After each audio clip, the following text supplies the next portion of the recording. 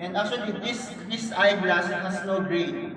Wala tong grado. So everybody can use it.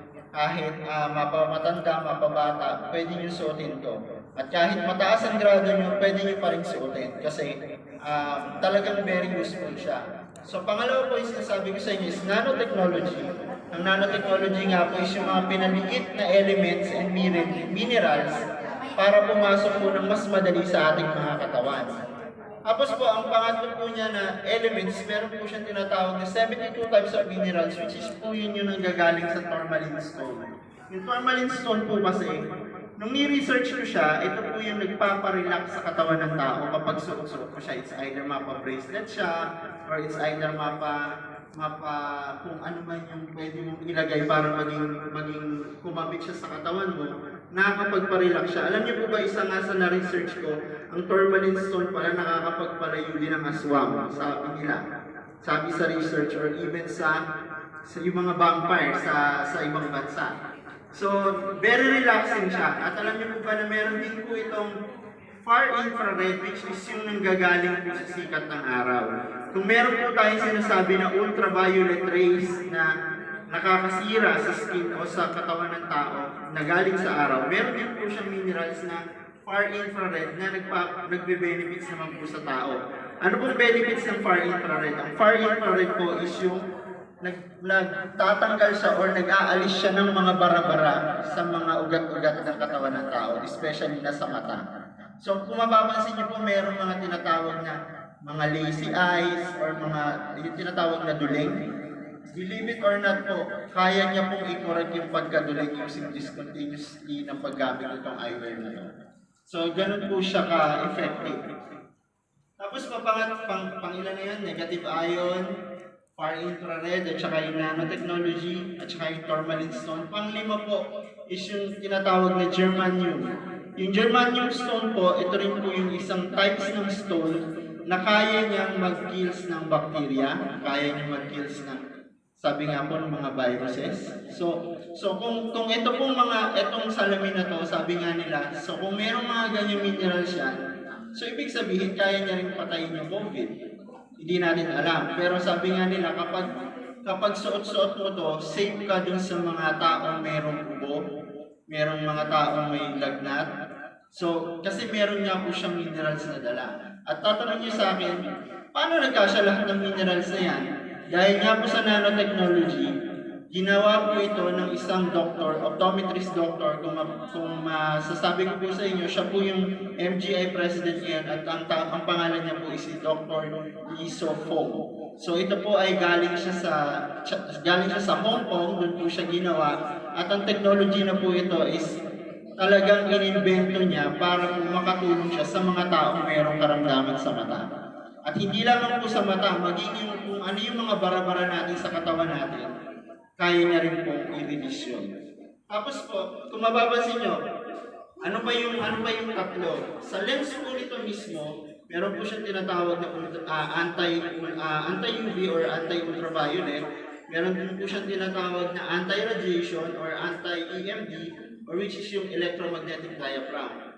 At meron din po siyang tinatawag na anti-blue ray, which is yung po yung nanggagaling sa mga cellphones natin, sa lahat ng gadgets natin. So alam niyo po ba na sa panahon po ngayon, napakadelikado po ng ating mga mata, lalo na po sa mga blue rays, kung hindi po natin yan o proteksyonan. Ang paggamit, minsan po, lalo na yung mga anak natin na masyadong addict sa games, kung meron tayong mga anak na gano'n, makakapagpapalabo siya agad ng kanyang mga mata. So mas mabuti po na, sabi nga po ng mga doktor, prevention is better than cure, di po ba? So kung gagamit po tayo nito, and I encourage you to use this one, mapoproteksyon po natin yung ating mga mata. At the same time, gagaling po tayo sa mga sakit-sakit natin. So alam ko po, medyo boring yung salamin, di ba? Huwag na natin pansinin yung salamin, doon tayo sa kitaan. Alam ko, lahat yung magiging attentive tayo. By the way, sa sobrang tibay nitong salamin na ito, kahit ihagis ko yung ganyan, hindi yan nasisira. Plastic. Hindi po yan plastic. Actually, this kind of plastic po, ito po yung tinatawag na Ultem plastic, which is, ito po yung ginagamit sa mga aircraft. So dahil sa gamit siya sa aircraft, sobrang gaan nito. Na parang wala kang gamit na salamin. So kahit ihagis ko pa uli yan, paulit-ulit, uupo yan. So ngayon, tatanungin nyo, magkano ang presyo nito? Ang presyo nito, mura lang. Kung i-compare mo sa mga gadgets na hawak natin ngayon na nakakasira ng mata. Alam niyo po ba na ang presyo nito is, sa Pilipinas po, ang price nito is 7,800. Medyo pricey, di ba? So medyo pricey siya, di ba? Pero alin ang mas pricey? Yung magpapa-opera ka o yung magpapagaling ka ng mata? Di ba? Siyempre yung gagamot ka sa'yo, di ba? So ngayon, ang ganda ng benefits ng salamin na to, bukod sa gagaling ka, nakikita ka pa. Sa Brunei dollars po, kinonvert po namin ito as $240. Kasama na po yung shipping fee nun at meron na siyang kasamang hard case. So ngayon, kapag bumili kayo nito, meron siyang kaakibat na business at automatic po, once na nagkaroon kayo ng salamin, automatic kayong member ng MGI. At the same time, pwede na kayong mag-resell ng salamin. So ganito po yung pagre-resell, napakasimple. Meron po tinatawag na 2+1 system ang MGI. So for example, ako, naging member ako ng MGI. Ngayon nagbenta ako ng salamin. For example, si sister bumili sa akin. Sa kanya wala, kikita na ako sa kanya na ang presyo ng salamin is nasa 7,800 pesos. Pero ang ibabayad ko lang kay MGI is 6,500. So yung 1,300 dun sa 7,800, sa'yo na agad yun. Hindi mo na ipapasok sa system nila, ibubulsa mo na agad diretso.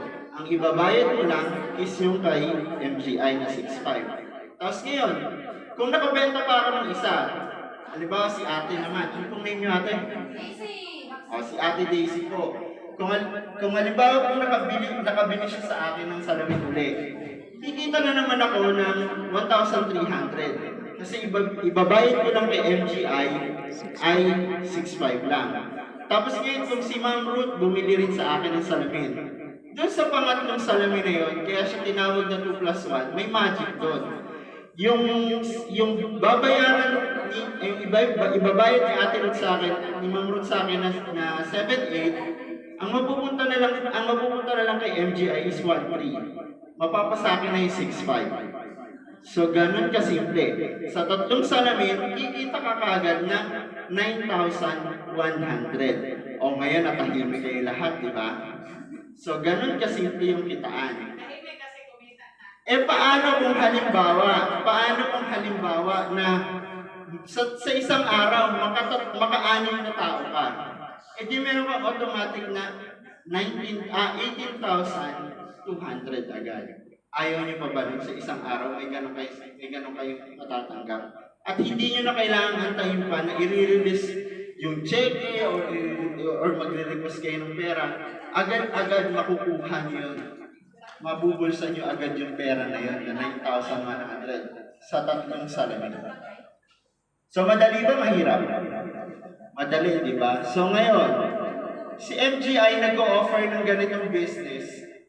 Gusto niya kasing makatulong dun sa mga taong tutulong din sa kanya. Alam niyo po ba na yung system ni MGI is pinaglaanan talaga ng 2 taon bago i-release sa market.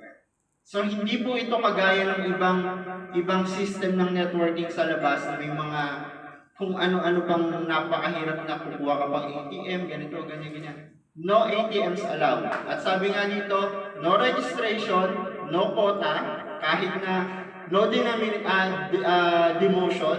So kung halimbawa nasa taas ka, mananatili ka sa taas. At kung gusto mong umangat pa, pwede pa. So ganun lang kasimple. So ngayon po dito sa Brunei, kami po ay nagiging masigasig na mag-share sa mga tao, lalo na po sa OFW community. Dahil gusto namin makatulong po, especially for finances. Hindi lang basta na pagdating sa medication, pero at the same time din po sa finances. Imagine niyo po yung kikitain mo kung masipag ka magbenta. Tatlo lang, meron ka ng almost $254 sa Brunei money. So how much more kung magsipag ka pa talaga na makakuha ka pa ng maraming benta, di ikaw na, kumbaga. Ngayon, bukod dun sa matatanggap mo na bukod dun sa matatanggap mo na outright o tinatawag na direct selling, kung gusto mo naman din na magkaroon ka ng downline, pwede pa rin. Kasi doon, bibigyan ka naman ng compensation ng kumpanya na papasok sa dashboard mo. So kumikita ka na sa outright mo, sa direct selling mo, kumikita ka pa rin sa dashboard mo na ibinibigay ng company para sa'yo.